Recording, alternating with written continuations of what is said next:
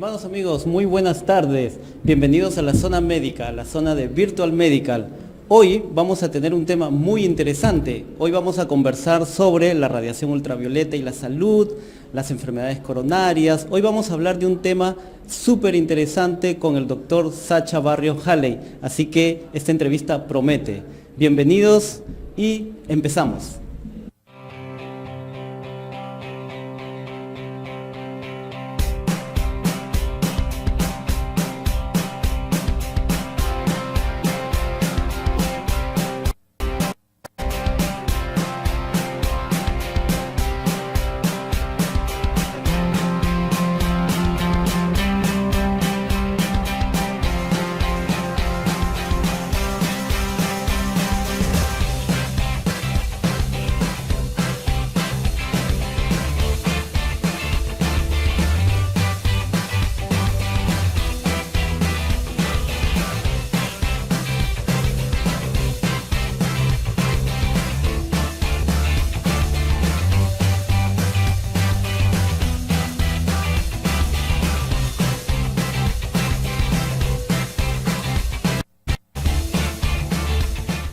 Bien amigos, como te comenté, estamos aquí con un invitado especial. La verdad que me siento muy orgulloso. ¿Por qué? Porque tenemos a un amigo, además de ser conferencista, además de ser escritor.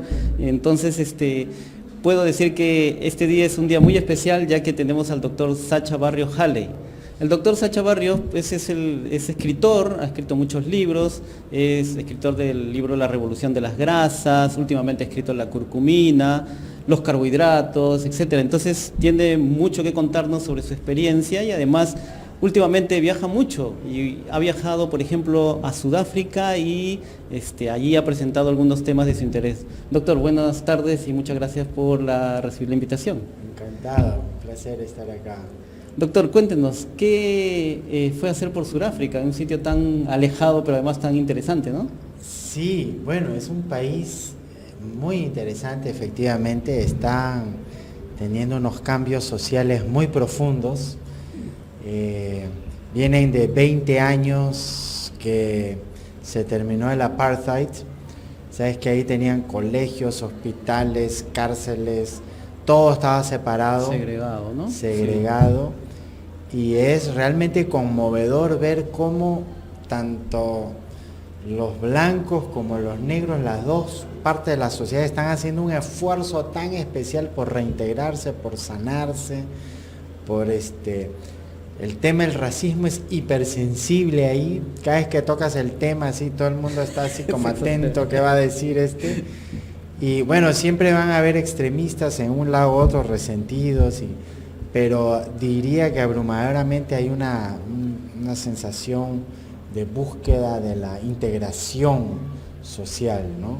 Muy fuerte, un esfuerzo muy grande de las dos partes.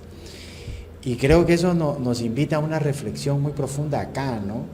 Porque nosotros aquí en Latinoamérica también tenemos un legado de nativos latinoamericanos y colonos europeos, ¿no? Claro, y no hemos resuelto todavía. No, y tenemos todas esas heridas y como que las damos por garantizadas, no tenemos esa sensibilidad, ni hacemos un esfuerzo consciente por sanar esas brechas sociales, ¿no? En la sociedad. Entonces, para mí fue realmente muy, muy conmovedor ver lo que está pasando allá, ¿no? ¿Y tuvo ocasión de interactuar con tribus allá? ¿Con alguna tribu de Sudáfrica? No, bueno, tribus como tal no, pero todo el mundo en la calle habla Zulu, Xhosa, Zulu, ¿no? Pedi, Ajá. sus idiomas nativos, y se habla el afrikaners y el inglés predominante. Pero, o sea, esa cultura, esas tribus están ahí entre todos, ¿no? Viven a diario en la sociedad. Pero debe ser impresionante, ¿no? Por estar en un sitio donde es multicultural, pero además de venir de un pasado tan dramático, ¿no? Sí. Con respecto al racismo. Y Sí. además debe ser una buena lección para nosotros, ¿no?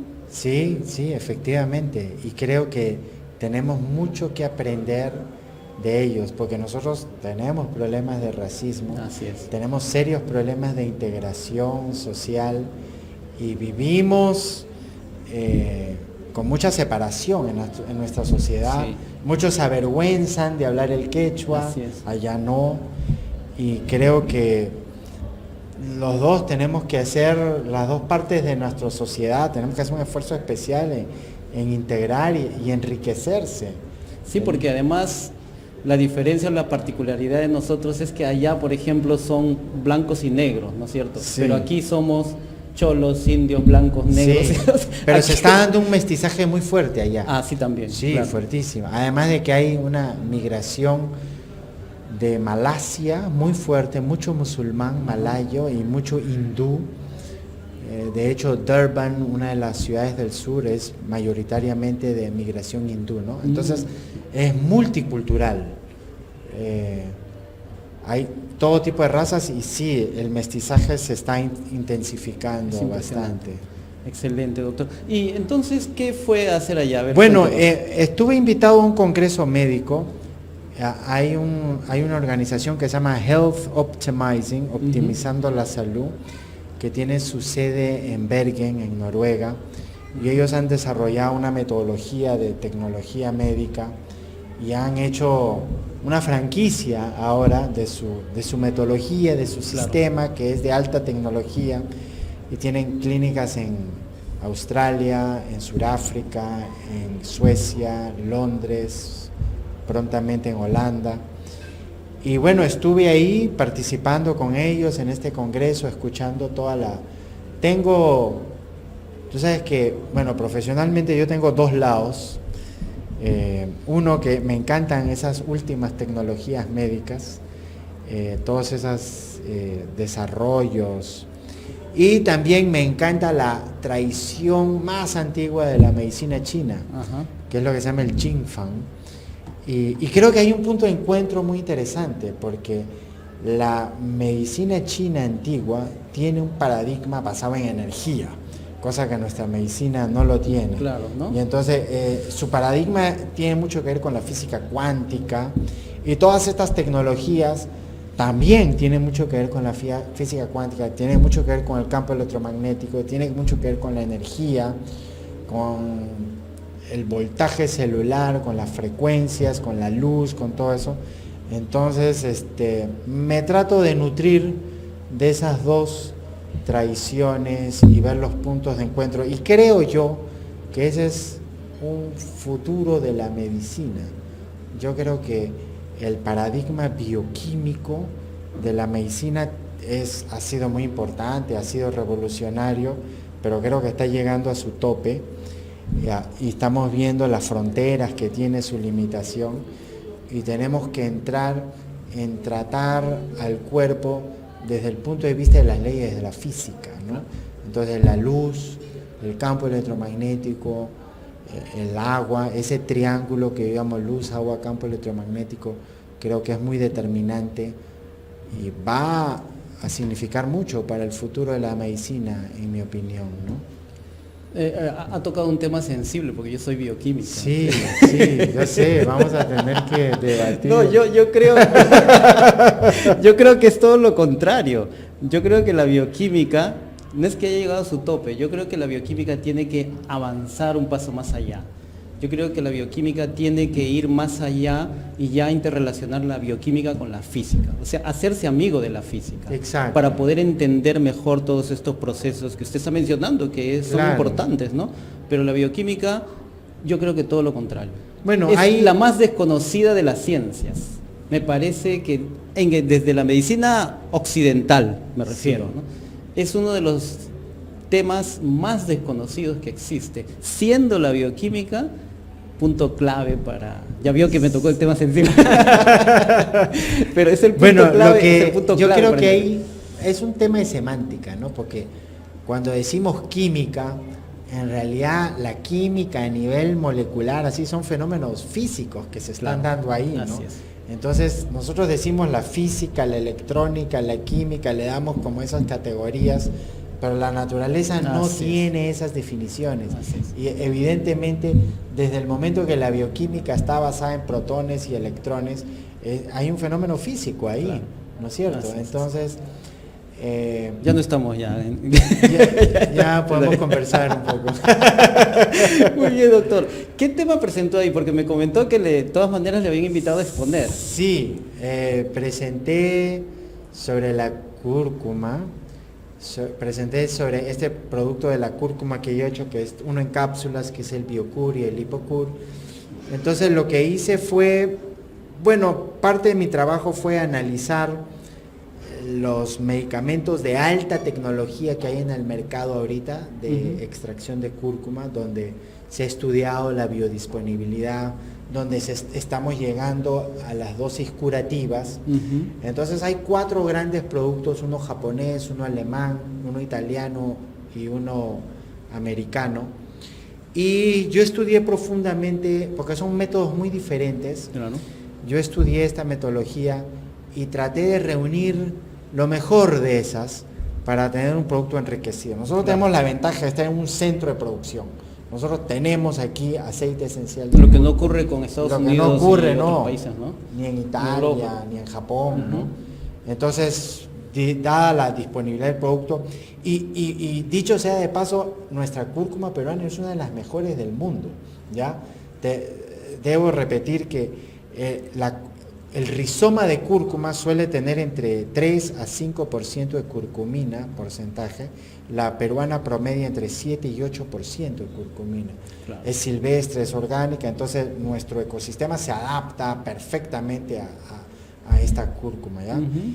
Entonces, bueno, presenté un poco ese producto y bueno, para satisfacción mía, lo que fue para mí un viaje para ir a aprender y estudiar resultó siendo también una oportunidad de poder ofrecer a todas estas clínicas en todas partes del mundo este producto, ¿no?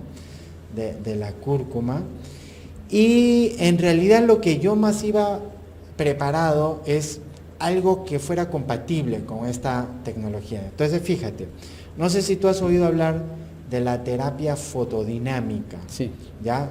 Entonces tú sabes que hay muchos productos anticáncer que tú los puedes tomar y te irradian luz infrarrojo, y ese infrarrojo va a fotoactivar la molécula y lo irradia la zona donde está el tumor, y se va a producir una sustancia muy prooxidante, muy protumoral. Entonces, de los productos naturales, la cúrcuma es uno de los pocos que tiene esa propiedad, ¿ya? Entonces, fíjate, tú que eres bioquímico, en las células ELA, que son de modelo celular, ¿no? Modelo celular de cáncer de útero, sí.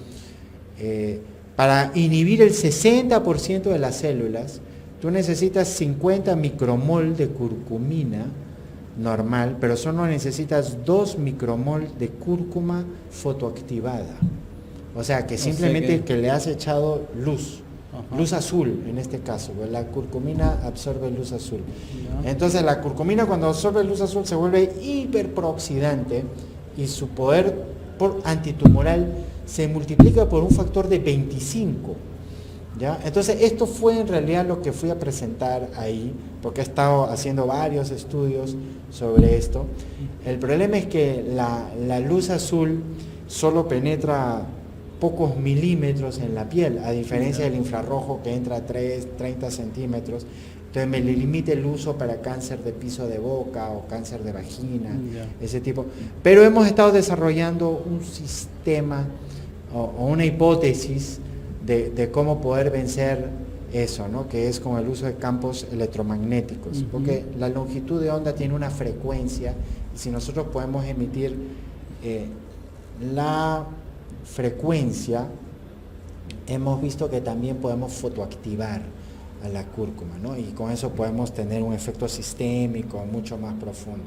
Entonces, era un poquito más técnico mi presentación original, pero bueno, el interés fue en nuestra cúrcuma general, pero lo que hemos estado desarrollando en el último año es un modelo de terapia fotodinámica, fotoactivando la curcumina con luz azul.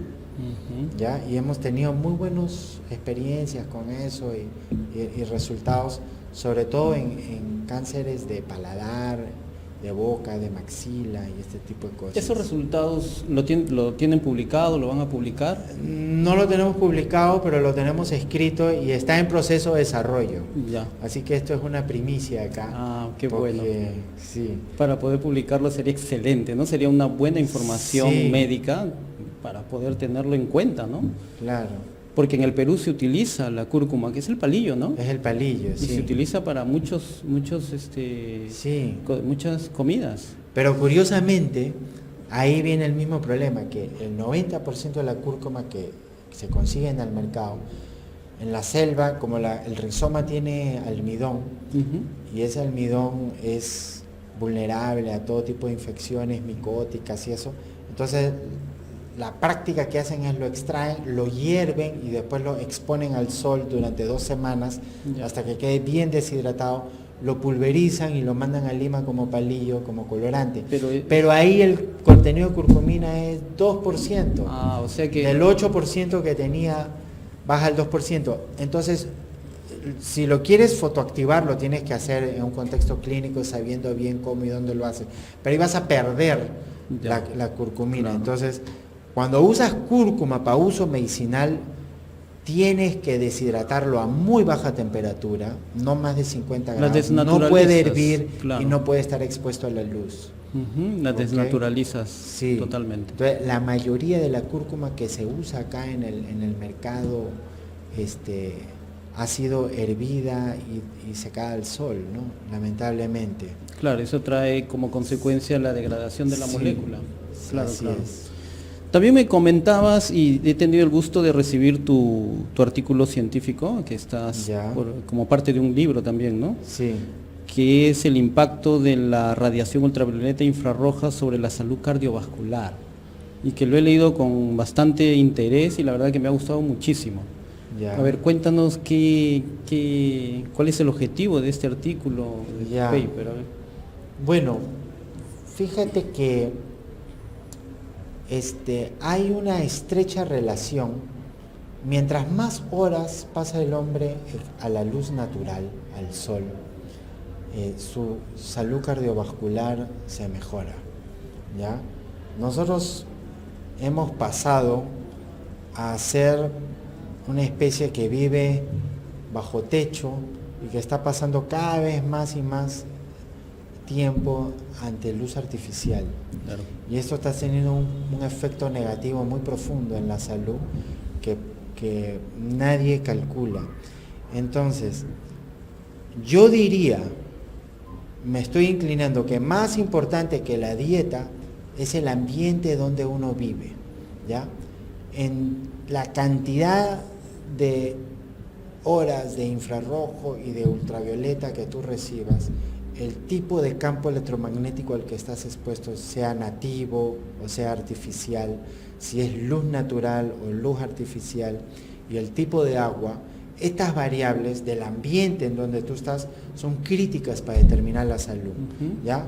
Por decirte un ejemplo, si yo acá en Lima quiero hacer un negocio de sembrar cacao o plátano, cualquier cosa, va a fracasar, porque no es el ambiente para este tipo de alimentos, ¿ya? Entonces, la salud humana es igualmente muy determinante, está determinada por el tipo de ambiente en el que estás. A veces hay que cambiar la dieta, a veces hay que cambiar el ambiente.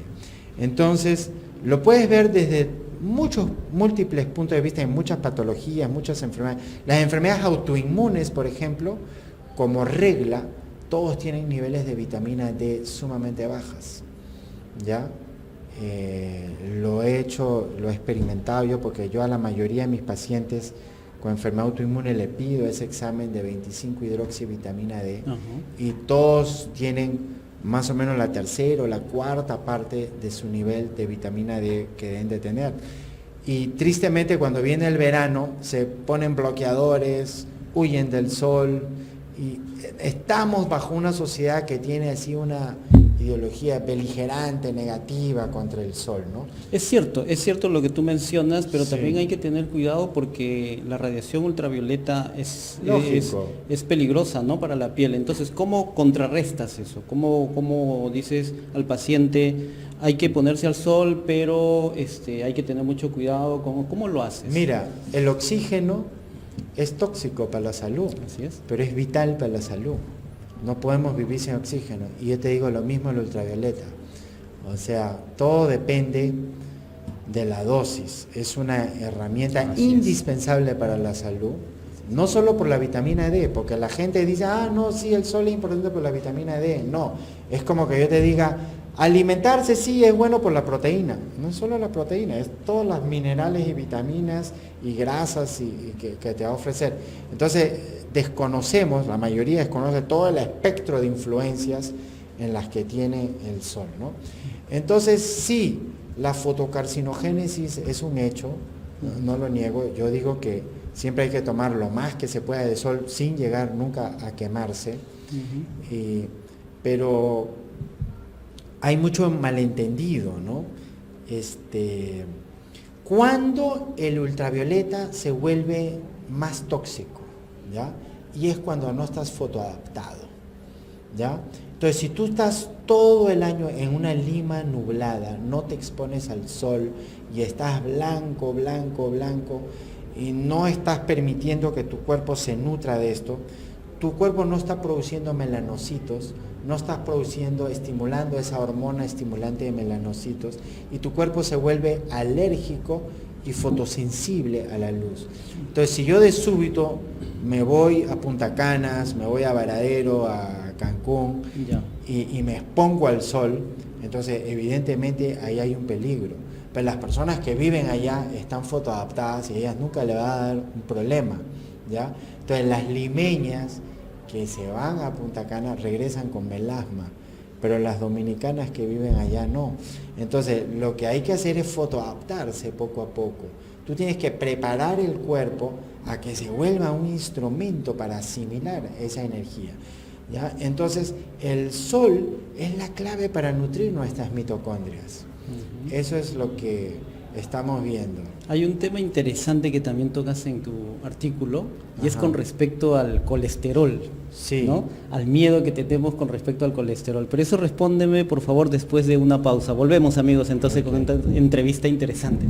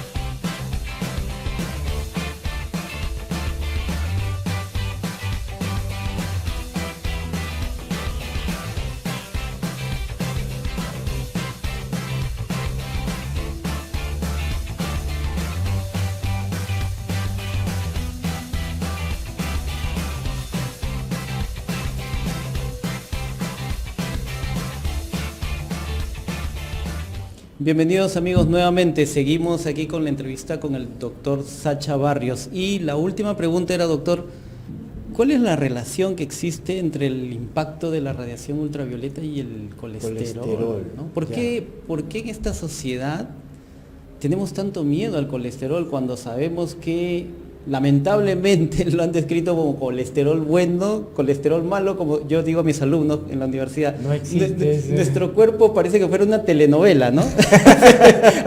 hay buenos y malos, ¿no? Sí, pues. Y eso no existe, entonces hay un inconsciente colectivo y es patente en los profesionales de la salud donde dicen, usted tiene colesterol malo, ¿no? Entonces eso es algo que está muy mal desde el léxico ya, ¿no? Sí, no existe tal cosa.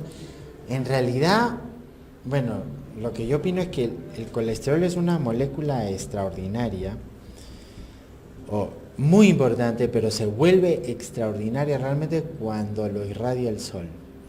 Entonces, cuando el sol impacta los fotones al colesterol, se va a formar este sulfato de colesterol. Ajá. Y el sulfato de colesterol es el precursor para la vitamina D, para la pregnenolona, porque hay pregnenolona sulfatada, hay deshidroepiandrosterona sulfatada, y entonces muchas de las hormonas esteroideas van a derivar de ahí. Entonces el colesterol le tiene que dar la luz. Inclusive las sales biliares derivan del colesterol. Claro. Entonces cuando el colesterol se vuelve sulfatado, el colesterol tiene una limitación, digamos, que solo puede acceder a la parte lipofílica del cuerpo, soluble en grasa.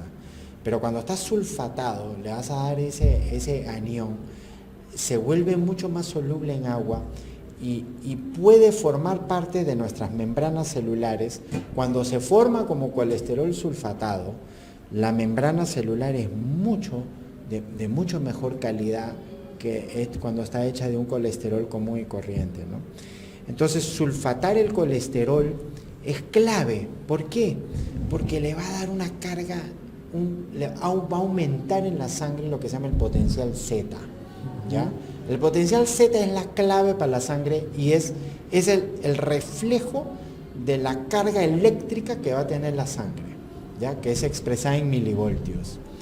Entonces nosotros decimos no, tomamos aspirina, tomamos anticoagulantes, es la primera causa de muerte, pero en realidad... Estatinas, ¿no? También estatinas. Para inhibir la síntesis de colesterol. Sí, pero lo que tenemos que hacer realmente es cargar esa sangre de colesterol sulfatado. El sol es lo que va a aumentar ese potencial Z en la sangre y le va a dar carga iónica.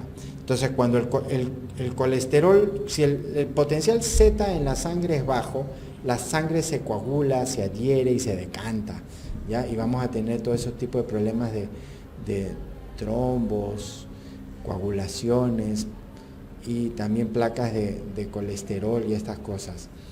Van a formar parte del riesgo. Cuando tenemos sulfato de colesterol, la carga iónica en la sangre es elevada y hay un factor de antiplaquetario, antiagregación, antitrombótico muy importante. El sol va a bajar la presión arterial. El sol es uno de los agentes que más estimula la circulación en la sangre, ¿ya? Entonces, sulfatar colesterol es clave porque los cardiocitos en el corazón, ellos necesitan ese sulfato de colesterol para sus membranas. Es un nutriente, no necesita todo nuestro sistema hormonal. Entonces, si tu sulfato de colesterol es bajo y no estás sulfatando suficiente colesterol, tu supuestamente llamado colesterol malo se va a elevar, ¿ya?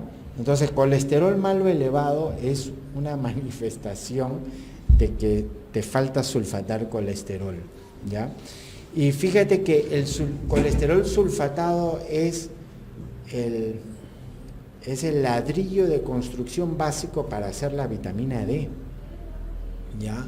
Y toda otra serie de hormonas. Entonces, si no estás sulfatando el colesterol, tu vitamina D va a estar comprometida.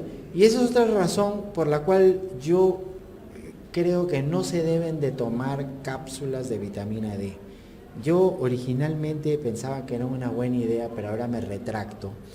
y uno va aprendiendo Claro, y evolucionando más, pero yo recomiendo que no se tomen cápsula de vitamina D. ¿Y por qué? Porque cuando tomas cápsula de vitamina D, le estás diciendo a tu cuerpo, le estás dando un feedback que tiene adecuados niveles de sulfato de colesterol.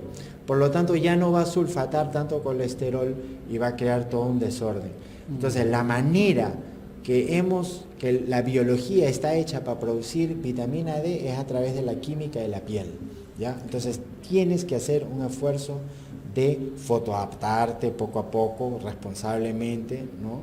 E ir haciendo, yo recomiendo que se hagan las personas 1 o 2 veces al año ese examen de 25-hidroxivitamina D, que es como un proxy assessment para ver un montón de marcadores, es para ver también indirectamente cómo está tu potencial Z en la sangre. Claro.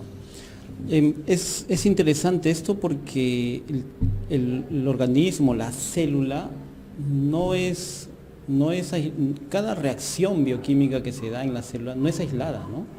Es decir, por ejemplo, lo que acaba de mencionar, la vitamina D trae como consecuencia una sulfatación del colesterol. Ajá. Y también dice, la vitamina D en cápsulas hace que el organismo crea que tiene suficiente colesterol sulfatado. Sí. Es lo mismo que pasa, por ejemplo, cuando se le da, por ejemplo, a un paciente un inhibidor de la captación de colesterol a nivel del intestino. El organismo sabe muy bien que tiene que producir más colesterol y produce más colesterol de lo normal. Ese medicamento al final trae un efecto adverso de producción de colesterol incrementado o aumentado, cuando debería ser todo lo contrario. Pero fíjate una cosa, mire, yo creo que hay un enorme malentendimiento de todo este tema del colesterol. ¿Por qué? Porque a veces el cuerpo de súbito eleva su colesterol? Y todo médico inmediatamente va y suprime eso. Pero piensa una cosa, el cuerpo sabe lo que hace. La biología es inteligente y si el cuerpo sube el colesterol es porque lo tiene que subir. Nosotros tenemos una ideología, el médico piensa que él sabe más que el cuerpo, ¿no? Y no se pone a pensar, oye, ¿qué está tratando de compensar y equilibrar el cuerpo, por lo cual está elevando el colesterol? Porque no es por capricho, porque él sabe lo que hace. Entonces, fíjate, el colesterol es también tiene una capacidad de absorber lipopolisacáridos de bacterias gram negativo. El colesterol es también una forma de antibiótico. Entonces, cuando tú tienes fermentación intestinal, inflamación intestinal y tienes intestino permeable, que es mucho más común de lo que la gente supone, la mayoría de personas tiene algún grado de permeabilidad intestinal, las bacterias gram negativos salen al plasma y ellos llevan estos lipopolisacáridos que son una endotoxemia muy fuerte. Entonces, la salmonela, la cólera, el tétano, todo eso resulta mortal por estos lipopolisacáridos. Y el cuerpo lo que hace, un mecanismo, es liberar colesterol que tiene capacidad de absorber eso. Hay muchas publicaciones que demuestran eso. Entonces, cuando tomas una estatina, no estás resolviendo el intestino permeable, no estás resolviendo la toxina, la endotoxemia, la traslocación de lipopolisacáridos intestinal al plasma, ni tampoco estás resolviendo la falta de colesterol sulfatado. Entonces, creo que mecánicamente buscar bajar el colesterol sin hacer un estudio previo para ver realmente por qué el cuerpo lo está haciendo, es bastante cuestionable a mi punto de vista, ¿no? Sí, lo que pasa es que también no tenemos que dejar de lado que la molécula responsable de la aterosclerosis es LDL, ¿no? Es una lipoproteína importante que también presenta colesterol en su estructura. Entonces, ese tipo de colesterol es el que se debe atacar, ¿no es cierto? Pero el otro tipo de colesterol es el que debemos cuidar, ¿no? En ese sentido es el... Pero fíjate, hay una teoría media rebelde. Esas placas de LDL, ¿dónde aparecen? En el endotelio vascular. En el endotelio, pero yo sé, pero en el endotelio. Entonces son peligrosas. Pero suelen aparecer en las carótidas. Y no suelen aparecer tanto en otras arterias del cuerpo. ¿Y no te parece algo un poco extraño que justo en las zonas más peligrosas el cuerpo empieza a acumular placas de ateroma. Es como que tú tengas un bebito y en su cuna y lo vas a poner a dormir, a descansar ahí en la Panamericana, donde están todos los carros, peligrosísimos, ¿no es cierto? Entonces, ¿por qué el cuerpo acumula esas placas? Y hay una teoría, yo no digo que es verdad, pero tú sabes lo que teoría quiere decir, visión de Dios. Ya.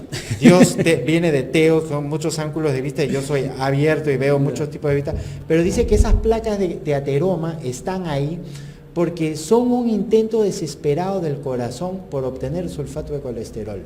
Porque están buscando sulfatos a la más mínima oportunidad para sulfatarlo y para poder nutrir al corazón de sulfato de colesterol. Es una teoría bastante audaz, pero yo creo que es perfectamente posible. Si la ciencia logra demostrar eso, porque si no, ¿cómo tú explicas que esas placas de ateroma están sobre todo ahí en zonas muy vulnerables y no tanto en otras zonas que no representan tanto riesgo? En todo caso, creo que acá en este diagrama, acá está, no sé si lo podemos enfocar en la cámara, aquí, ¿no? Las horas de luz, ¿ya? Uy, no se ve. No se ve, ¿no? Parece que no Mucha se ve. luz. Bueno, no importa. Bueno, luego pero es un diagrama, lo podemos explicar. Sí, luego lo subimos Es un diagrama que explica YouTube. horas de luz al año e incidencia de enfermedad cardiovascular. Entonces, mientras más sol tomes, más protección cardiovascular. Mira este dato interesante.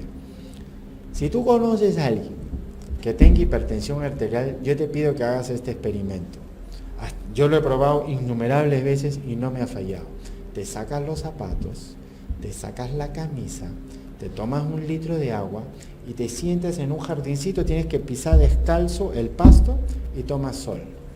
Entonces hay una liberación grande de óxido nítrico, el sol es como un cátodo, la tierra es un ánodo, y a estar descalzo y expuesto estás completando ese círculo entre cátodo y ánodo. Te baja la presión, te baja 3, 4 puntos. Siempre te funciona, es así de sencillo.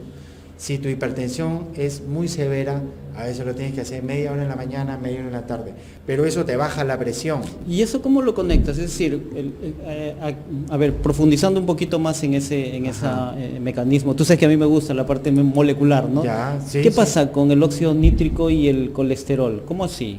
Bueno, son dos mecanismos apartes. Primero estás sulfatando colesterol, estás aumentando el potencial Z de la sangre, pero tu piel tiene nitratos, NO3, que se convierte en nitrito, NO2, y finalmente se convierte en óxido nítrico. Entonces el óxido nítrico es un gran vasodilatador arterial, ¿ya?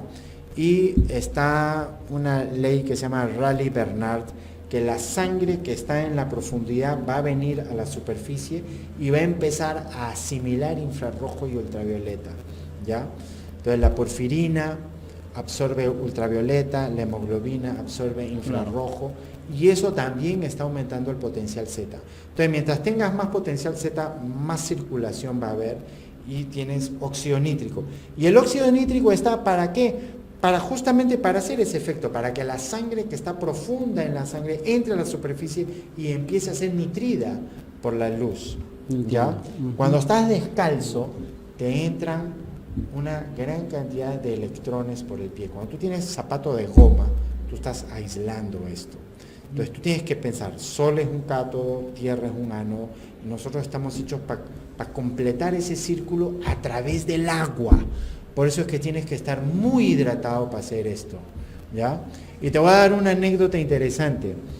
Yo le expliqué esto a unos amigos y me han contado que hay un grupo de estos venezolanos que han inmigrado, y hay un grupo grande que llegó a Arequipa de venezolanos de la tercera edad que no tienen plata para comprarse sus medicamentos antihipertensivos, y se les explicó esto y están aplicando media hora de sol, descanso.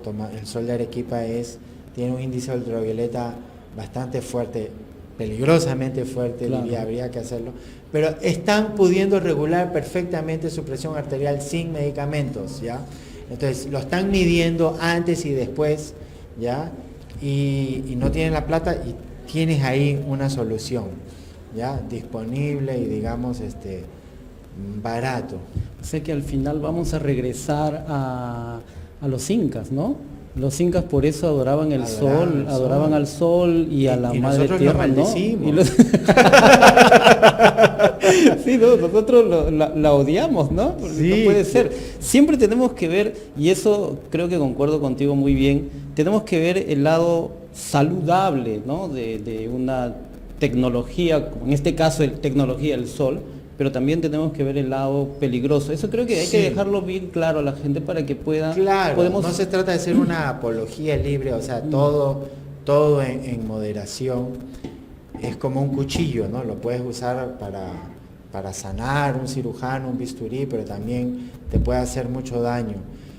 Pero creo yo, mira, ahí cuando estuve en Sudáfrica, uno de los doctores dijo que él entrevistaba a médicos y les preguntaba, dime una teoría que tú hayas pensado y razonado que nadie te cree, pero tú crees que esa es tu hipótesis, que tiene que ser así como funciona. ¿Por qué? Porque él les hace entrevista de trabajo para saber si esos médicos están pensando o no, o son simplemente autómatas, ¿no? Entonces, yo inmediatamente pensé, mi teoría privada, íntima, es que el sol es la clave para la salud. Y espero demostrarlo en este libro que voy a publicar. Así es, háblame de tu libro, por favor. Ya. Háblame de tu libro. Ya. Bueno, el libro se llama Produciendo voltaje en la salud humana. ¿Ya? Entonces, fíjate que... Discúlpame, este artículo es precisamente sí, parte del libro es también, parte ¿no? del libro. Entonces, nuestra medicina es muy compleja. Tenemos enfermedades autoinmunes, tenemos neoplasias, tenemos diabetes, tenemos enfermedades neurodegenerativas y las clasificamos y vamos a distintos especialistas, pero en realidad tienen todos una rama común, que es una falla en la mitocondria, que es la planta energética. Entonces la diabetes es esencialmente un problema mitocondrial en el primer complejo respiratorio de la mitocondria. Todas las enfermedades neurológicas son también problemas mitocondriales.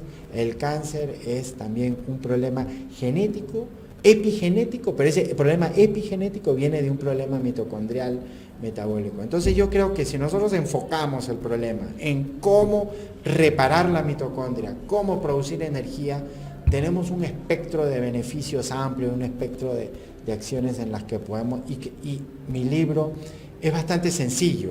O sea, las conclusiones, no las voy a decir ahorita, pero claro. Las conclusiones son así tan sencillas como sacate la camisa y sacate los zapatos. Vamos empezando por ahí. Pero es un poco educar cómo podemos hacer para producir más energía, que también obviamente es válido para todos los que tienen fatiga crónica, esos casos. Bien, doctor Barrio, Okay. ha sido excelente su participación y su explicación. Me gusta mucho la parte científica. Ajá. En Virtual Medical hacemos siempre, apoyamos a la investigación, a las publicaciones de artículos y todo esto, y revisamos precisamente esa parte, la parte científica, ¿no? Claro. No es simplemente lanzar una teoría a diestra y siniestra, sino darle el fundamento científico. Claro. Y creo que ese fundamento científico debemos estudiarlo, analizarlo todos los profesionales de la salud. Porque precisamente así nacieron las teorías pues revolucionarias, ¿no? Las teorías que cambiaron la salud humana, ¿no? Y esperemos que ese libro que lo debe traer aquí a nuestro programa. Vamos a ir dando, va a ser un libro que creo que los incas estarían bastante contentos con... o sea que estaremos contentos también nosotros. Bien, entonces, doctor Sacha Barrio, muchas gracias por aceptar nuestra invitación y espero que una próxima oportunidad sigamos conversando y en esa oportunidad quizás veamos el libro ya un poco más profundamente. Encantado. Listo, muy bien, gracias doctor. Un placer. Bien amigos, esto ha sido todo por hoy. Será hasta el próximo viernes donde tendremos a un invitado de alto nivel para la zona médica, la zona de Virtual Medical. Muchas gracias. Hasta luego.